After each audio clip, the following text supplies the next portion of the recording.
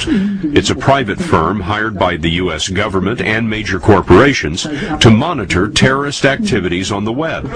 Activities like those in chat rooms, where thousands of internet surfers meet online. How do you infiltrate these chat rooms? You pretend to be one of them, and you try to convince them that you are part of this community, and that's how you do it. And you communicate with them online.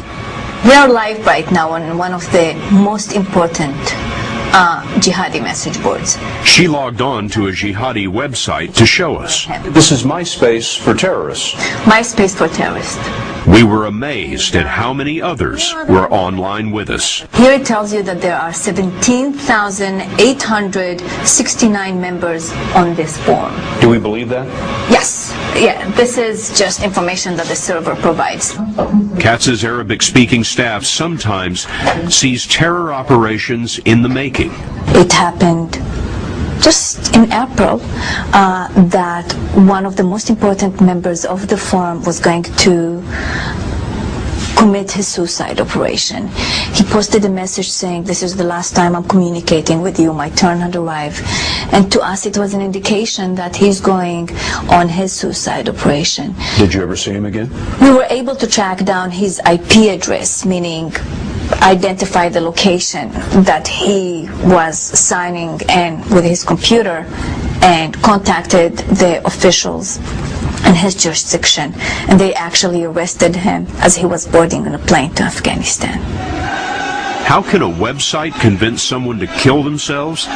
Well, part of the inspiration comes from this man, Abu Musab al-Suri, a 49-year-old Syrian and sort of a warrior philosopher, among the most important teachers of global jihad.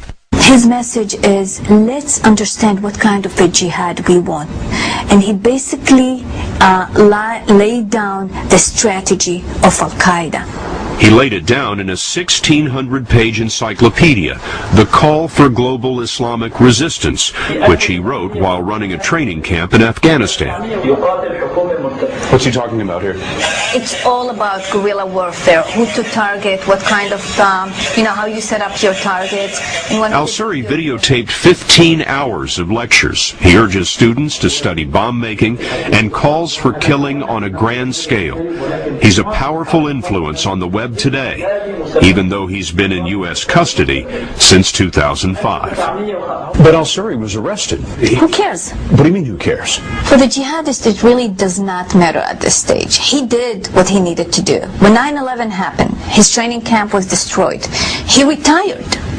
And the only thing that he wished for is that, I know that eventually I'm going to be arrested or killed. What I want to do is to finish this book, just to put all my knowledge and everything I learned in my life in this book, so it will be my brain and my knowledge will be in the possession of every potential jihadi. At West Point today, cadets are being taught to recognize the web's power This is the danger. as a new weapon. Most importantly, Al-Qaeda conceives of the internet as a virtual university. This is an online learning environment. It's West Point online. I think it requires just a reevaluation of our perception of this entire movement, where I think up to this point we've been seeing Al-Qaeda as an easy enemy, the one that we're able to go in and just roll over, when in fact it's almost a global insurgency that we have to take big steps to counter. One of West Point's consultants is Stephen Ulf of the Jamestown Foundation. He's a researcher and writer on militant Islam. He told us the greater danger on the web isn't the bombings.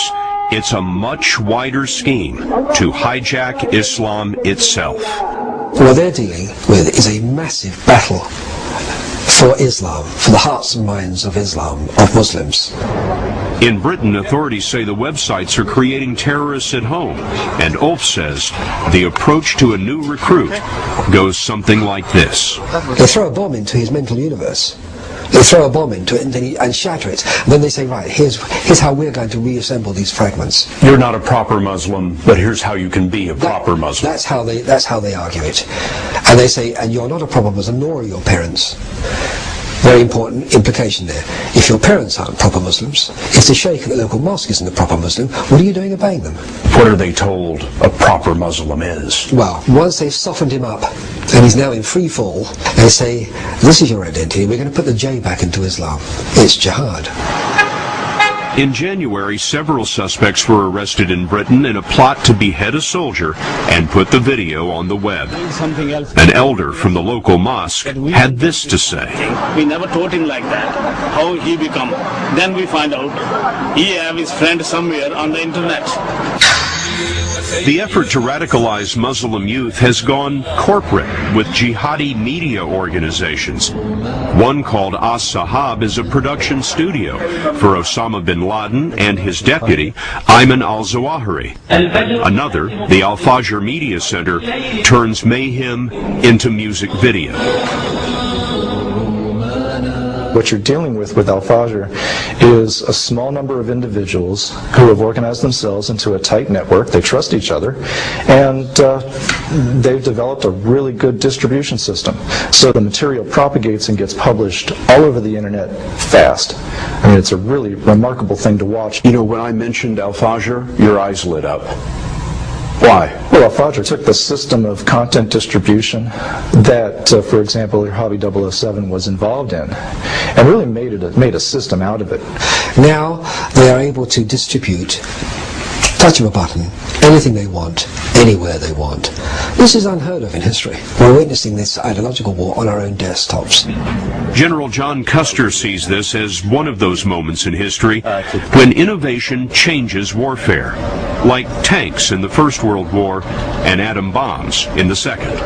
Can you imagine thousands of tanks on a battlefield now? I can't. It's a battlefield now of asymmetrics. Terror counts. There is no front line of troops. Civilians are targets. The press has no credentials here. Kidnap them, put a gun to their head and put them on the evening news. It's a different type of warfare. It's a battle of perceptions, and Al-Qaeda understands it, and America needs to understand it.